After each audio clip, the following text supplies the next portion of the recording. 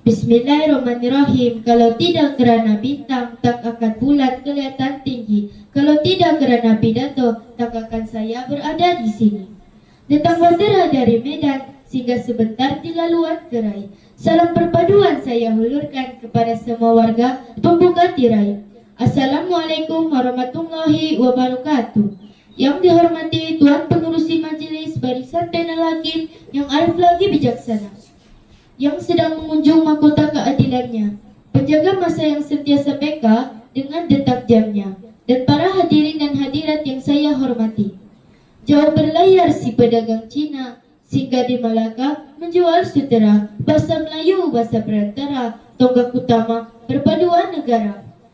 Hadirin dan hadirat yang dihormati, peribahasa kata bersatu kita teguh, bercerai kita roboh, antara peribahasa yang dicipta untuk menyerahkan orang ramai akan peri pentingnya mufakat dalam kehidupan masyarakat yang berbilang kaum seperti di negara kita.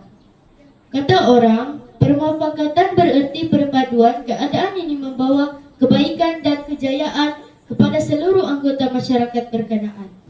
Dalam usaha melonjak, status negara berpendapat tinggi dan bagi merealisasikan dasar transformasi kerajaan, soal perpaduan tidak boleh dipandang enteng kerana bukan mudah untuk membina identiti bangsa dan mendaulatkan maruah bangsa. Oleh itu, izinkan saya untuk menjelaskan dengan lebih terperinci tentang wacana ilmiah kita pada hari ini yang bertajuk Bahasa Melayu Wadah Masyarakat Bersatu. Hadirin yang dihormati, sebagai pembuka tirai perbincangan yang pertama adalah baik jika kita menelusuri akar-akar cerucuk sejarah sebelum terbentangnya hamparan indah negara Malaysia. Apabila memorabilia ini membawa kita ke ratusan tahun yang lampau, nyatalah bahwa bahasa Melayu sudah berfungsi sebagai lingua franca yang didefinisikan sebagai bahasa perantara antara masyarakat pada zaman itu. Hal ini dapat dibuktikan dengan jelas apabila kita meneliti catatan ilmuwan Inggris seperti R.O. Weinstein yang menunjukkan bahwa bahasa Melayu telah digunakan sebagai bahasa perdagangan yang mengeratkan hubungan masyarakat yang berkunjung ke Melaka ketika itu. Daripada golongan pendeta sehinggalah ke golongan biasa, setiap insan di Melaka kita itu berkomunikasi dengan bahasa tercinta kita yang tidak lapuk dek hujan tak lekang dek panas. Tidak lain dan tidak bukan sudah tentulah bahasa Melayu apalagi yang kita pertikaikan tentang kemampuan bahasa kebangsaan kita sebagai wadah perpaduan. Berdasarkan perkara ini jelaslah bahwa amparan sejarah jelas membuktikan bahwa bahasa Melayu mampu menjadi bahasa perpaduan yang cemerlang di dunia. Hadirin yang dihormati, melalui bahasa Melayu sebarang konfrontasi buruk sangka dan salah faham antara kaum dapat dikikis dengan mudah. Saya suka untuk meminjam kata-kata punjangga pendeta Zaabah yang berbunyi bahasa menunjukkan bangsa.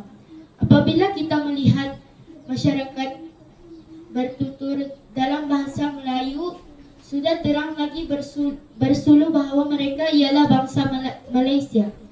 Hadirin yang dikasihi, dalam lautan ilmu yang memenuhi pustaka di Malaysia, sudah tentulah bahasa Melayu turut menjadi bahasa penyebaran ilmu pengetahuan. Untuk pengetahuan hadirin, ilmu pengetahuan merupakan perkara yang sangat penting untuk memupuk perpaduan. Masyarakat yang tidak berilmu ibarat masyarakat yang tidak bertamadun. Apabila tidak bertamadun, sudah tentulah masyarakat bertindak membuta tuli mengikut hati dan naluri. Oleh itu, sudah tentulah kucar kacir akan menodai keamanan sesebuah negara. Selain itu, usaha Kementerian Pendidikan Malaysia melaksanakan program memartabatkan bahasa Melayu, memperkukuh bahasa Inggeris dilihat sebagai wahana yang sangat utama untuk menjadi tonggak perpaduan. Pengisiannya jelas menunjukkan bahawa betapa prihatinnya pihak kerajaan terhadap kedaulatan bahasa Melayu dan betapa arifnya kerajaan tentang peranan bahasa Melayu sebagai tonggak perpaduan. Hadirin yang dirahmati, sebagai penutup tirai wacana ilmu kita pada hari ini, saya suka ingin mengingatkan kepada khalayak hari ini bahawa rakyat yang memperlekehkan bahasa kebangsaan akan merosakkan perpaduan yang kita kecapi selama ini. Tidak keterlaluan saya katakan bahawa insan inilah anasir yang menodai kebahagiaan kita di bawah berkat satu Malaysia. Oleh itu, sayangilah bahasa Melayu kita, hormati